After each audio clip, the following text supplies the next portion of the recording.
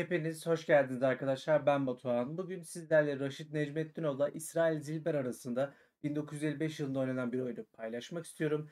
Analizimize geçmeden önce videolardan memnunsanız like atmayı, Necmettinov hakkında olabilir, Zilber hakkında olabilir, yorumlarınız varsa yorumlar kısmında bekliyorum ve de içerikten memnunsanız da abone olup bildirimleri açabilirsiniz diyerek isterseniz başlayalım. Necmettinov beyazlarda, Zilber ise siyahlarda. Necmettinov E4'te başlamış, C5, at F3, D6'dan sonra Sicilya savunması zaten bildiğimiz klasik.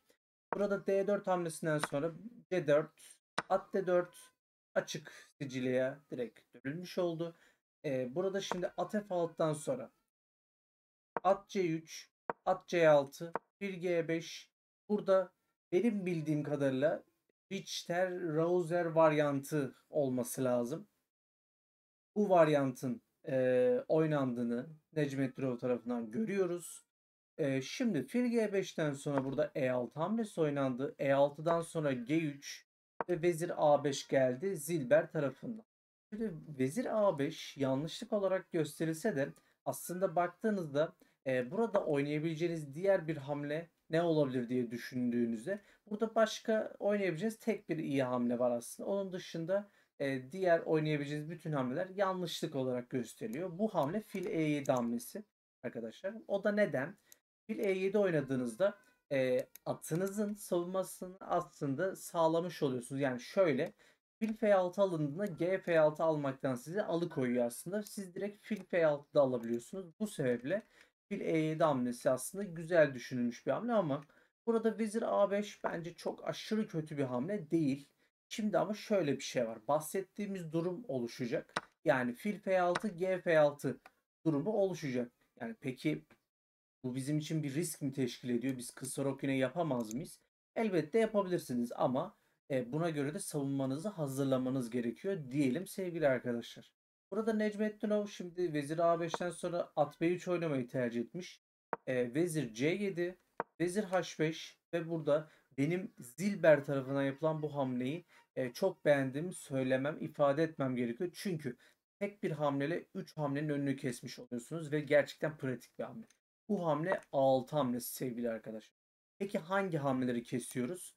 At B5'i, fil B5'i veyahut da olursa vezir B5'i tek bir hamlede kesmiş oluyorsunuz ve bilgisayarda benimle aynı düşüncede muhtemelen. O da çok beğenmiş bu hamleyi.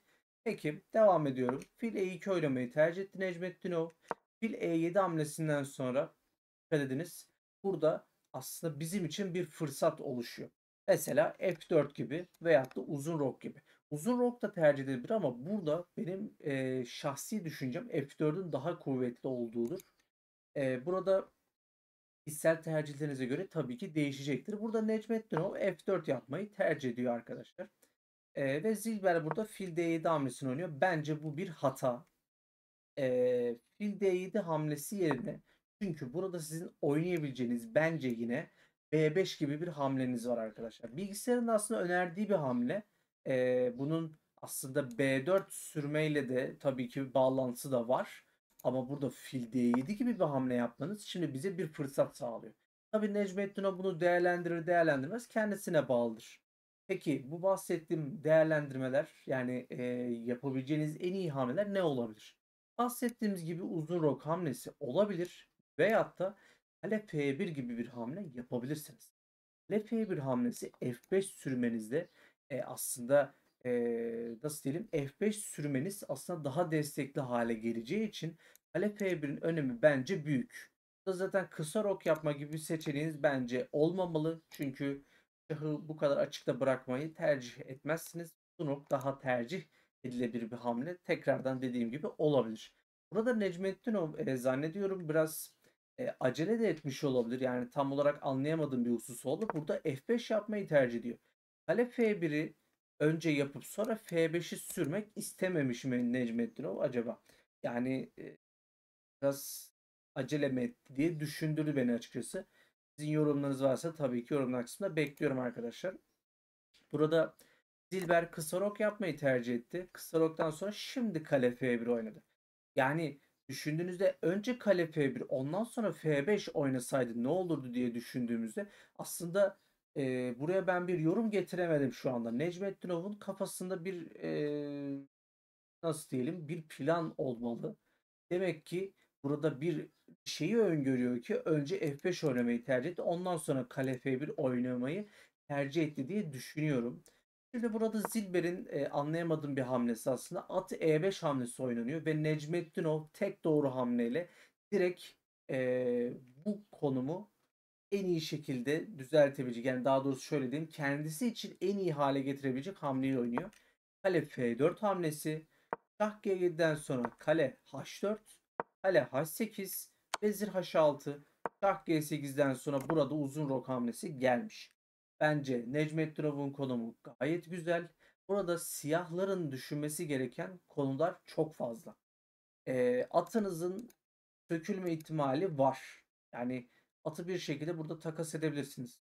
Herhangi bir şekilde. Sizin burada şahınızın güvenliğini nasıl sağlayacağınız ve sıkışık olan taşlarınız özellikle kale, filler gibi. Fil aslında biraz önü açık sayılabilir belki ama belki yani.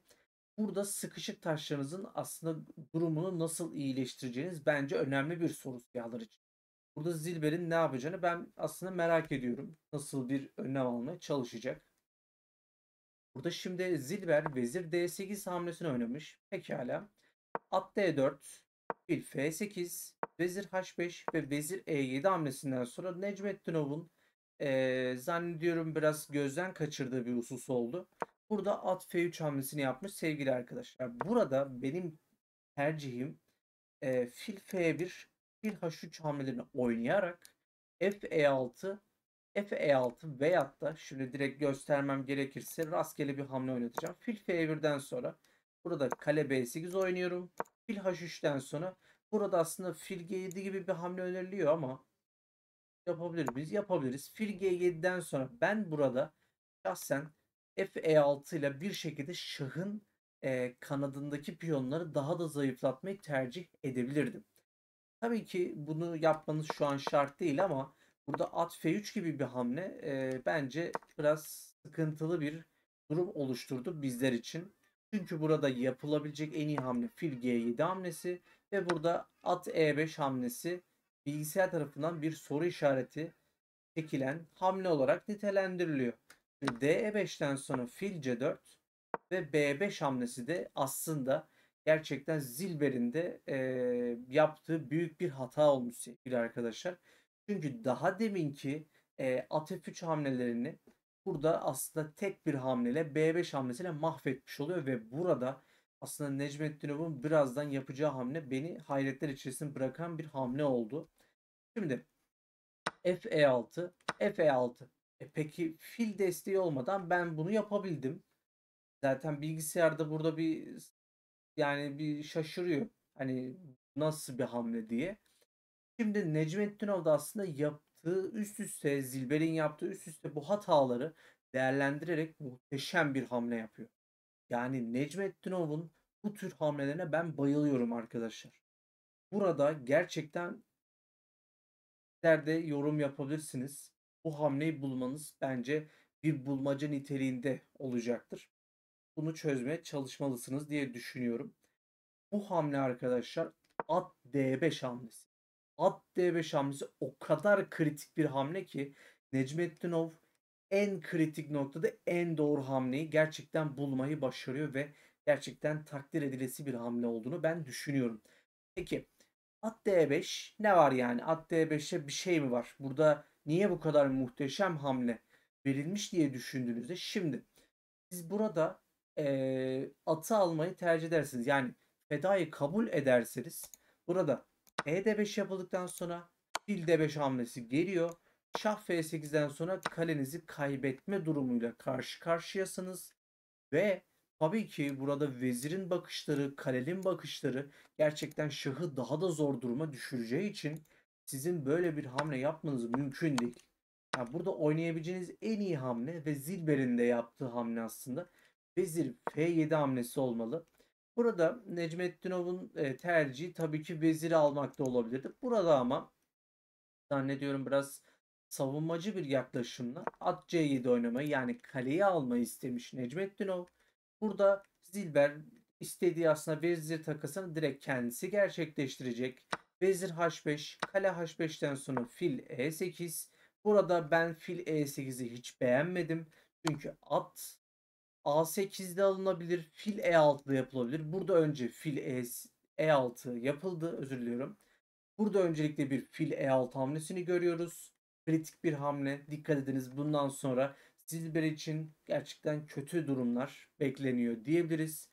Şah çekildikten sonra şah F8 ve at A8 hamlesinden sonra fil H5 ve burada kale D7 hamlesi oynandı sevgili arkadaşlar. Şimdi diyebilirsiniz ki siyahların fil çifti var. Bu avantajı kullanamazlar mı?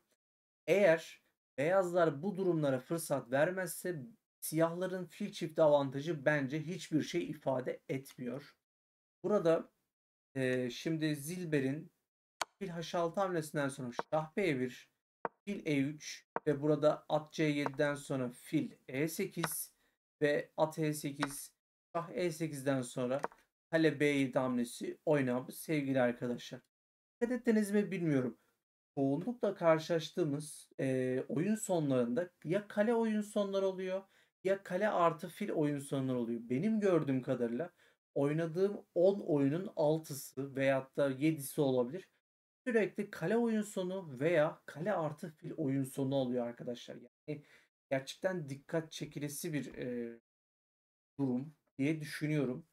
Belki de bu konular üzerinde, yani bu oyun sonları üzerinde uzmanlaşmak gerçekten bizlere büyük bir avantaj sağlayabilir diye notumuzu düşelim. Burada şimdi şah F8 oynanmış Dilber tarafından. C3, H5 hamlesinden sonra fil D5, kale H6, şah C2, E4, şah D3, bir G1, H4, kale H4'ten sonra kale F7, şah E8, kale F6, kale H2, B4 hamlesinden sonra kale H3, şah C2, kale H2 ve şah B3 hamlesinden sonra burada incelediğimiz siyahlar burada neden devam ediyor? Artık beyazlar burada üstün değil mi? Beyazlar burada üstün ama beyazın yapabileceği ufak bir hatada bile siyahların bir aslında tehlike oluşturabileceğini de göz önünde bulundurmalıyız sevgili arkadaşlar. Necmettinov'dan bahsediyoruz tabii ki. Yanlış yapma şansı olmayabilir ama tabii ki insan. Yani belli de olmaz arkadaşlar. Yine de Dilber burada şansını denemek istiyor olabilir. Bu sebeple kendisi fil E3 oynamış. Kale A6'dan sonra burada fil C1 ve burada fil C6 hamlesinden sonra da artık Zilber maçı terk etmeye karar veriyor sevgili arkadaşlar. Peki neden terk ediyor? Niye böyle bir şey yapmış bu adam? Çünkü siz burada şah E7 oynadığınızda fil B5 aldığınızda kale B2 gibi bir tehditin artık anlamı kalmıyor.